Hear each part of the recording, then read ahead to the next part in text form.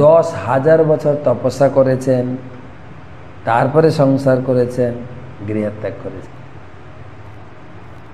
বিদ্যার্থীর জীবনে যদি তপস্যা না করা হয় তাহলে ভগবানের অস্তিত্ব উপলব্ধি করা যায় না। ভক্তি জীবনেও প্রচুর পরিমাণে পড়তে হবে, তপস্যা করতে হবে।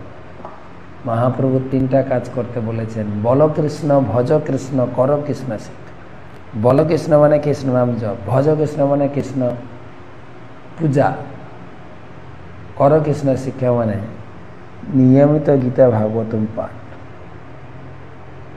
তবেই সম্ভব।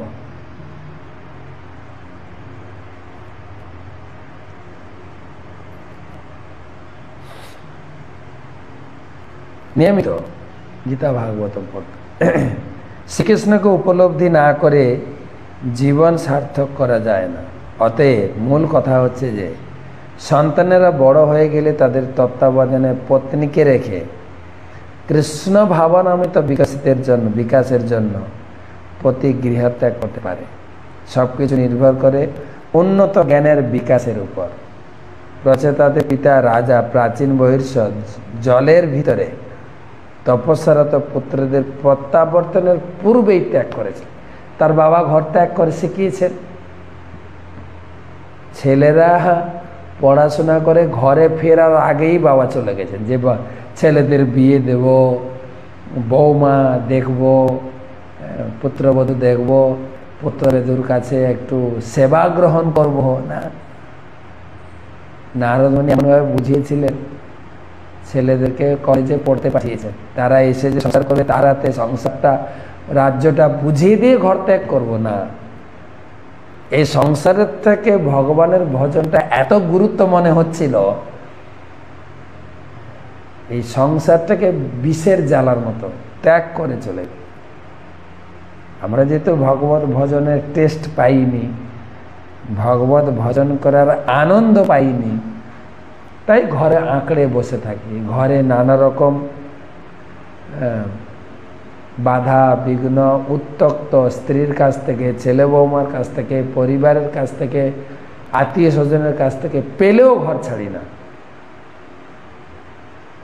না, এই বেশ ভালো আছে। কিন্তু এখানে প্রাচীন বহির্ষদ গৃহত্যাগ করেছিলেন, প্রচেতারাও গৃহত্যাগ করে।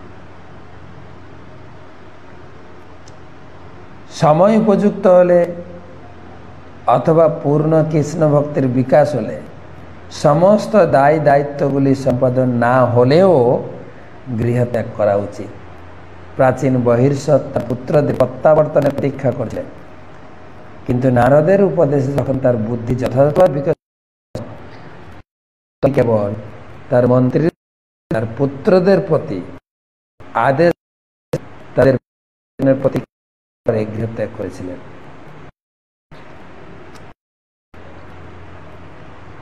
সুখদায়ক গৃহস্থ জীবন পরিত্যাগ করা মানুষের পক্ষে অত্যন্ত আবশ্যক। আর এটা সুখদায়কও না। প্রহ্লাদ মহারাজ উপদেশ দিয়েছেন, হিতাত্মপাতম গৃহ অন্ধকূ।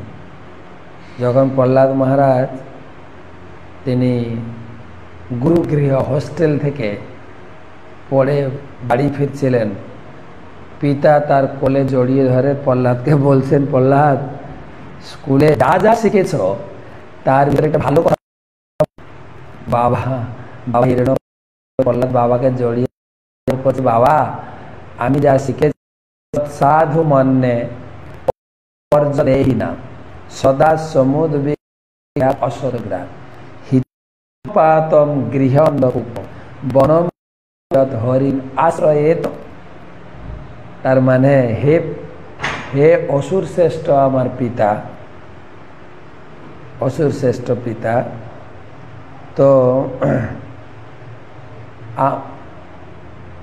আমি যা শিখেছি তার ভিতরে একটা ভালো জিনিস হচ্ছে যে অসুর বর্জ দেহি না হিতাত্মপাত গৃহ অন্ধকূপ। হে অসুর বর্জ আমার অসুর শ্রেষ্ঠ পিতৃদেব, এই সংসারে সবসময় একটা উদ্বিগ্নের মধ্যে দিন কাটছে আপনার। সমুদ্বিগ্ন উদ্বিগ্ন অসৎ অগ্রহাত, সবসময় একটা অসৎ কাজ, উদ্বিগ্ন।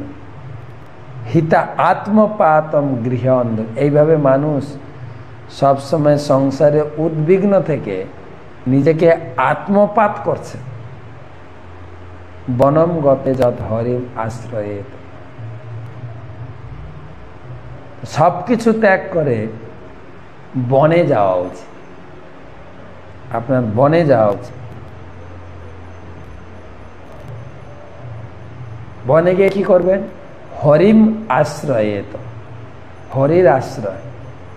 মানুষ কখনো কখনো বয়স হলে ঘরের প্রচুর পরিমাণে দুঃখ উদ্বিগ্ন পেয়ে ঘর ছেড়ে বেরিয়ে যায়, কিন্তু আবার কোনে এক মহিলার সঙ্গে জড়িয়ে সে আবার অন্ধকূপে পতিত হয় না। হরিম আশ্রয়, ঘর ছাড়বেন কেন? হরিম আশ্রয়ে, তো হরি ভজনের জন্য।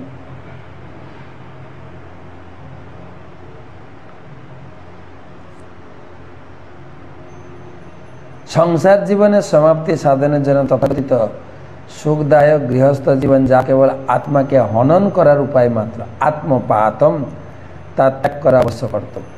গৃহকে ঘাস পাতায় ঢাকা অন্ধকূপ বলে না।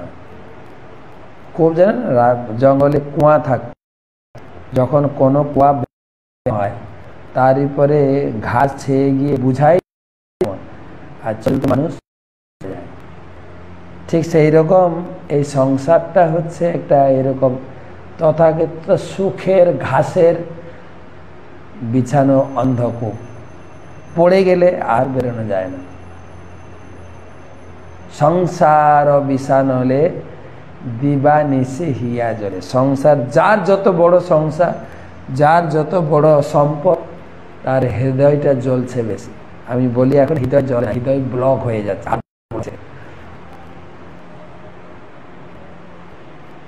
যা কেবল আত্মাকে হনন করার উপায় মাত্র।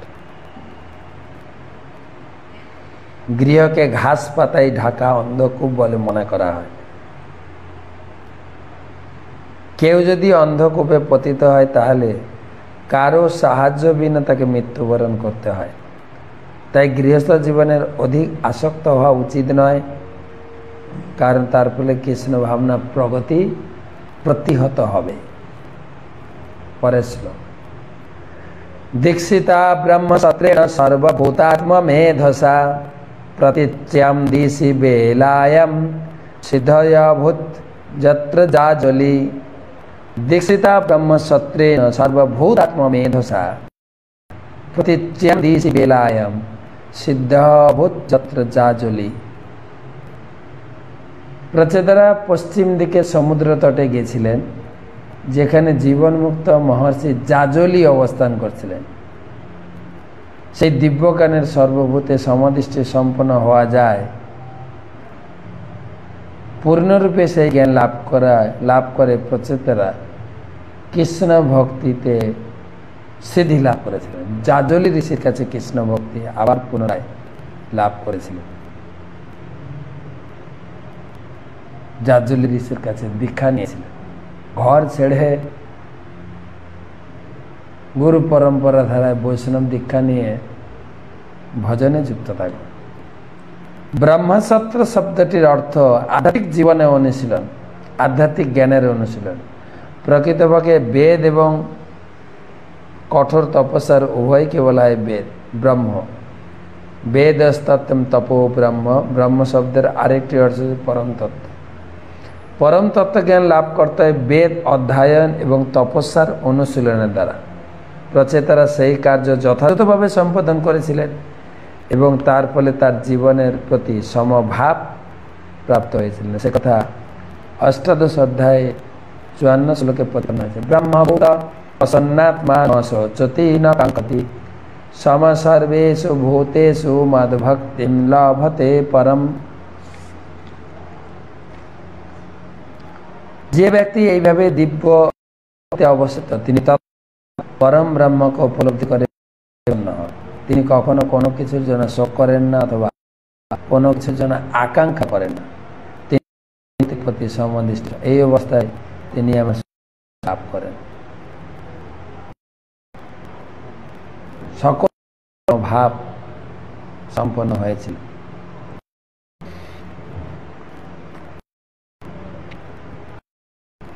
যখন প্রকৃতপক্ষে পারমার্থিক উন্নতি লাভ করেন তখন তিনি বিভিন্ন জীবের মধ্যে ভেদ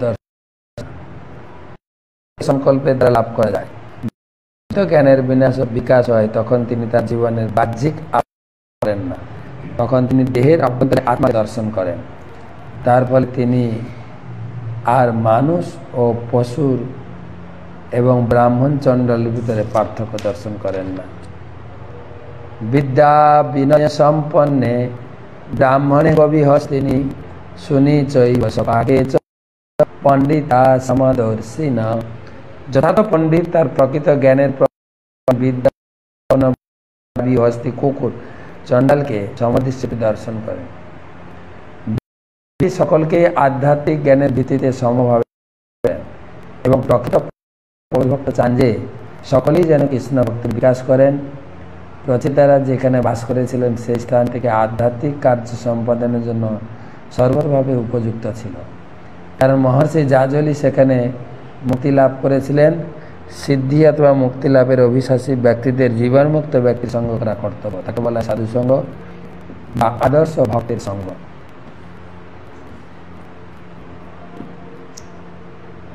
আরেকটা শ্লোক পড়ি।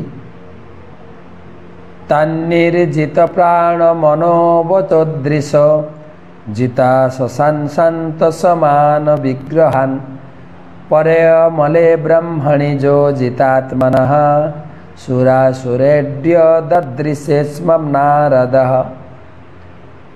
তন্নির্জিত প্রাণ মনোবচদৃশ জিতা শশান শান্ত সমান বিগ্রহান পরে মলে ব্রহ্মণি যো জিতাত্মনঃ সুরাসুরেড্য দদৃশেস্ম নারদঃ।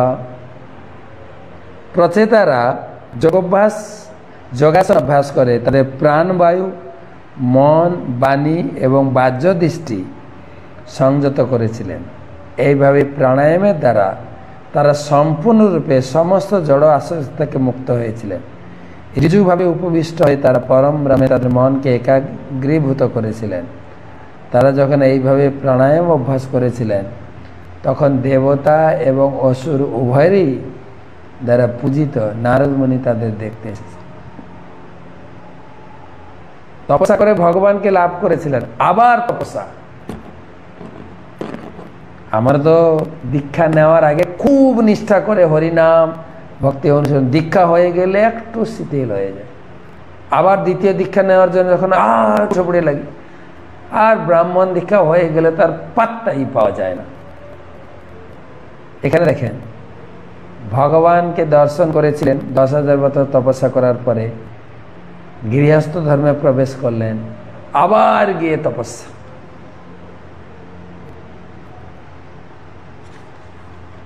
গীতাই বলছে যজ্ঞ দান তপ কর্ম ন ত্যাজেত।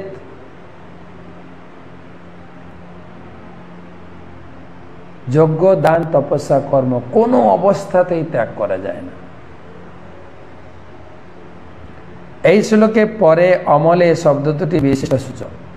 শ্রীমদ্ ভাগবতে ব্রহ্ম উপলব্ধির বিশ্লেষণ করা হয়েছে। পরম তত্ত্ব 3 ভাবে উপলব্ধি হয়: নির্বিশেষ জ্যোতি, অন্তর্যামী পরমাত্মা, পরমেশ্বর ভগবান।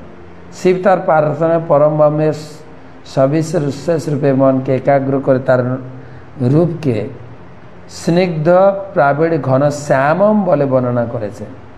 শিবের নির্দেশ অনুসারে প্রচেতারাও তাদের মনকে ভগবানের শ্যামসুন্দর রূপে একাগ্রীভূত করেছিলেন। যদিও নির্বিশেষ ব্রহ্ম, পরমাত্মা ব্রহ্ম, পরম পুরুষ রূপে ব্রহ্ম সব একই চিন্ময় স্তরে, তবু পরম ব্রহ্মের সবিশেষ রূপ হচ্ছে চিন্ময় স্তরের সর্বোচ্চ লক্ষ্য এবং চরম প্রকাশ। নারদ মুনি সর্বত্র ভ্রমণ করেন। তিনি অসুর ও দেবতা উভয়ের কাছে যান এবং তারা উভয়ই তাকে সমানভাবে শ্রদ্ধা করে। তাই তাকে সুরাসুরেড্য, সুরাসুরেড্য মানে তিনি দেবতা ও অসুর উভয় পূজিত। সুর এবং অসুর উভয়ের দ্বারা পূজিত বলে বর্ণনা করা হয়েছে। নারদ মুনির কাছে প্রতিটি গৃহের দরজাই উন্মুক্ত। সুর এবং দেবতাদের মধ্যে যদিও চিরশত্রুতা রয়েছে, তবু নারদ মুনিকে সর্বত্রই সমাদর করা হয়। নারদ মুনিকে একজন দেবতা বলে মনে করা হয় এবং তাই তাকে দেবর্ষি বলা হয়। কিন্তু অসুরাও নারদ মুনির প্রতি হিংসা করেন না, তাই তিনি দেবতা এবং অসুর উভয়ের দ্বারা সমানভাবে পূজিত হন। আদর্শ বৈষ্ণবের স্থিতি ঠিক নারদ মুনির মতো হওয়া উচিত, সম্পূর্ণরূপে স্বতন্ত্র এবং নিরপেক্ষ। তিনটা শ্লোক পড়লাম। প্রথম শ্লোকে তারা গৃহত্যাগ করে বানপ্রস্থে গেলেন। দ্বিতীয় শ্লোকে জাজলি ঋষির সঙ্গে দেখা হলো এবং তার নির্দেশ অনুসারে পুনরায় অষ্টাঙ্গ যোগ প্রণালীতে তারা ভজন শুরু করেছেন। কতগুলো প্রশ্ন আছে, প্রশ্ন নেওয়ার আগে ভাগবত স্কোর।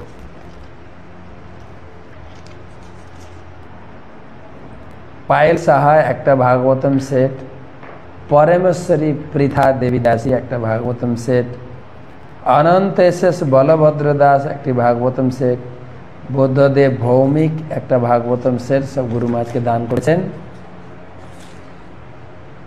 অপূর্বা আনন্দ একটা ভাগবতম সেট, রক্ষিতা বরদরাজন এক সেট ভাগবতম,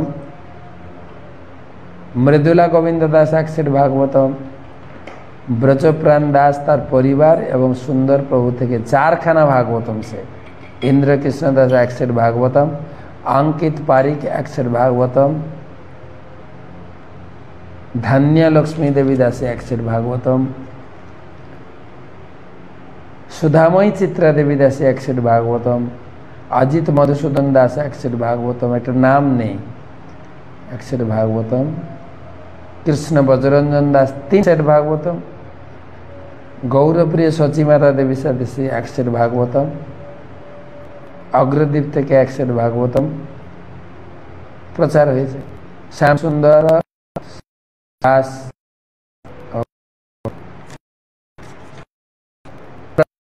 ভাগবতম, শৈলেন্দ্র সর্বতম, নন্দবাস ভাগবতম, এক সেট ভাগবতম, অনেকগুলো ভাগবতম। কালকে কি বলে, আজকে সারাদিন কিছু ছিল, আজকে হয়েছে।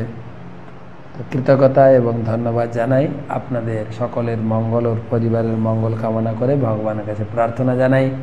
হরে কৃষ্ণ কৃষ্ণ কৃষ্ণ হরে হরে, হরে রাম রাম রাম হরে। আপনাদের প্রতি একাদশীতে আপনাদের নামে বিশেষ পূজা অর্পণ হবে। পারুল মজুমদার প্রশ্ন করেছেন আলিপুরদুয়ার থেকে, আমার যা লাগে তার নামে কি গীতায় তুলসী পাতা দেওয়া যাবে? দয়া করে বলবেন। আমার শ্বশুর মারা গেছিল, হয়ে বয়স হয়েছিল, ওনার নামে কি গীতায় তুলসী পত্র দেবেন কেন? গীতা পড়বেন দুজনের নামে, গীতা পড়বেন। হ্যাঁ, প্রতিদিন যদি মনে করেন তাদের মঙ্গল চাই, যে আমি গীতা পড়ে ফলটা আমার যাকে আমার শ্বশুরকে দিলাম, এটা করতে পারে।